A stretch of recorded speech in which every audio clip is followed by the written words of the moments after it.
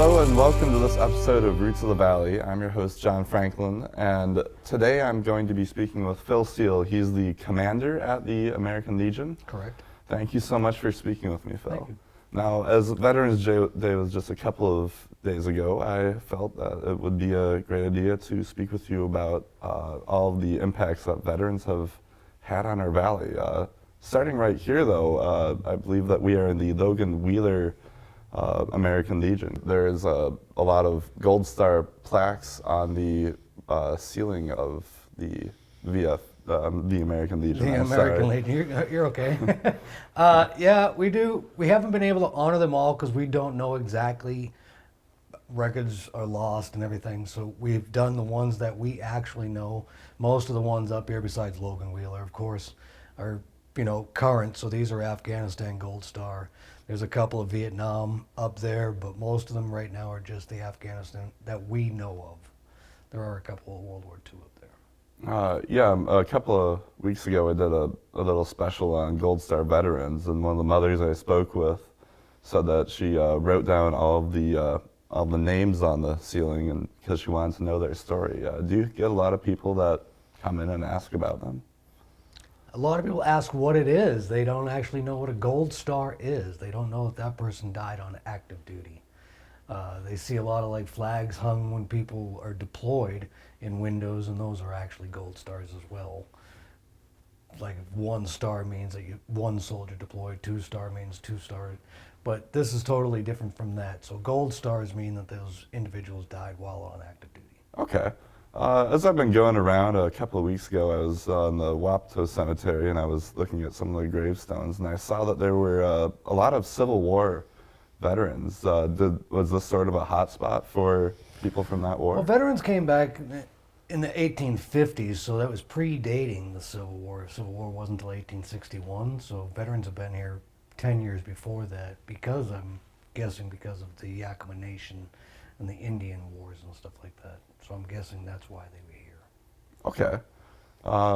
Meanwhile, here we are. It's 2025 last time I checked, and there's a lot of ways that Yakima, the Valley, honors veterans. Do you have any favorite monuments around here?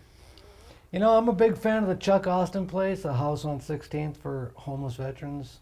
I also do enjoy going down to parks and stuff like that just to look at veteran memorials. The particular one is Sarge Hubbard. There's a memorial there for Vietnam veterans that I like to go look at, read names and stuff like that. Yeah, that is a very lovely one. And every year they have a Welcome Home Vietnam Veterans ceremony over there, right? They do. And that's usually held by the Yakima Nation. Okay. Now, you're a veteran yourself. You mentioned that you were in the Army. Thank you so much for your service. Thank you. So now that you're back, and you're no longer actively serving, you're the commander here, right? I am the commander here. What do you do as the commander? I actually help run the place, do the finances, hire some staff, figure out some fundraisers, do things to keep this place going. A lot of veterans come in here just looking for camaraderie. They miss it from their Army or Marine Corps days, their military days. They just want to come in here and have just a good time. How did you get involved with the American Legion? I walked in the door one day, I guess, and yeah, I kind of enjoyed the people that were here. I like the banter that goes back and forth. I enjoy that kind of stuff.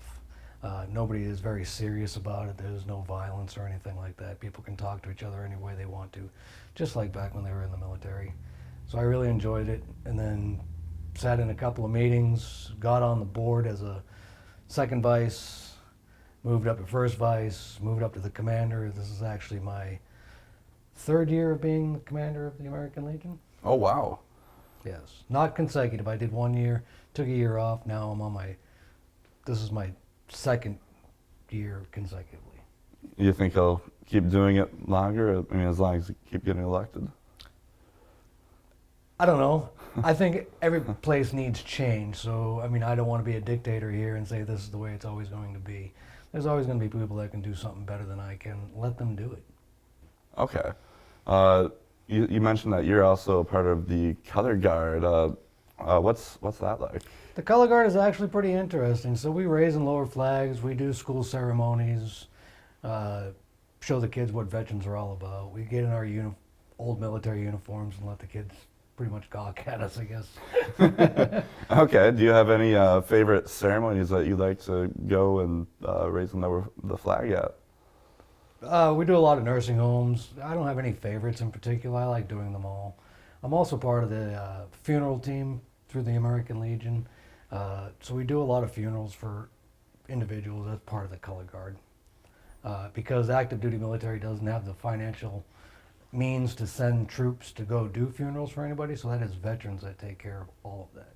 Okay, so that's like the whole big flag on the grave, all of that? Yes. Can you run me through one of those ceremonies?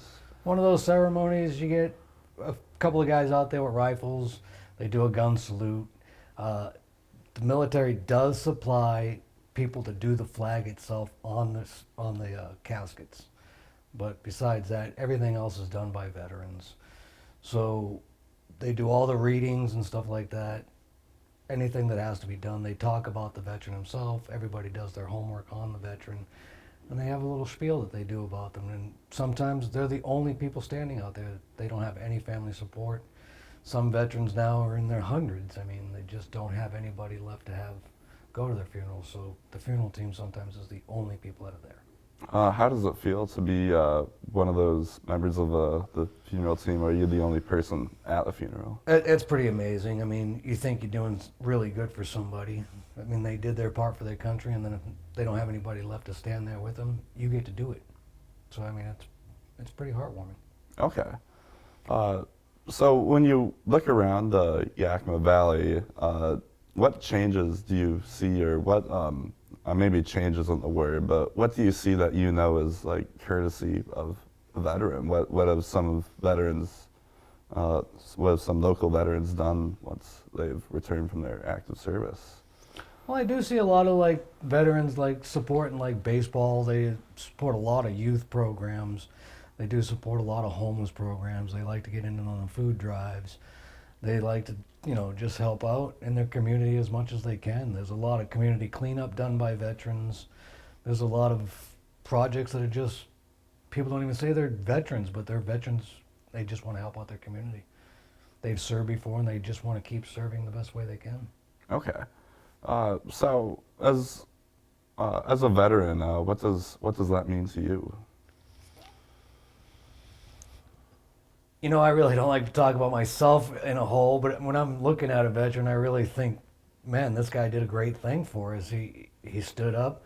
He was willing to die for his country. He might be standing here in front of me right now, but no matter what he did, he was willing to die for his country. So he was willing to die for me, willing to die for you. Okay. And then moving forward, do you know of anything that veterans are going to be doing for the community, or that people are going to be helping out with for veterans? Well, we actually have food drives going on right now, so I know that those are veteran organizations that are jumping in right now to make sure, with the government shutdowns and the SNAP benefits being cut down, a lot of veterans work in the federal government, so if they're not getting paid, they can probably use food support and stuff like that. So a lot of veterans are coming together and gathering food and whatever they can and financial to help out. Would you say that the Yakima Valley is a place that, for the most part, supports veterans? I actually do believe that they do support veterans. If you look around, there are a lot of veterans organizations here in the Yakima Valley to help out. Okay. Are there any that you would like to highlight at all, or do they all just do great and they all should be highlighted? They all should be highlighted, every one of them. They're all helping veterans. I mean, it's not just veterans helping veterans. I mean, your local community. I have a lot of customers that come in here that aren't veterans, but they just want to come in here to support veterans. I mean, the whole community in a whole should be patted on the back for helping out their veterans. I know this is a big question, but how can people help support veterans? They can come in here and they can chat with them. They can go to the Chuck Austin place and see those people. They can go to nursing homes and there's veterans in the nursing homes and they can talk to them. They can help out with food drives. They can just say thank you. All right. They can say that. Well, thank you very much. I really appreciate you letting me come on over and speaking with you today. Thank you. And thank you so much for watching this episode of Roots of the Valley. You can see all of our other episodes on our YouTube channel. And new episodes come out on the first and third Sunday of every month. Thank you so much, and I hope you have a great rest of your day.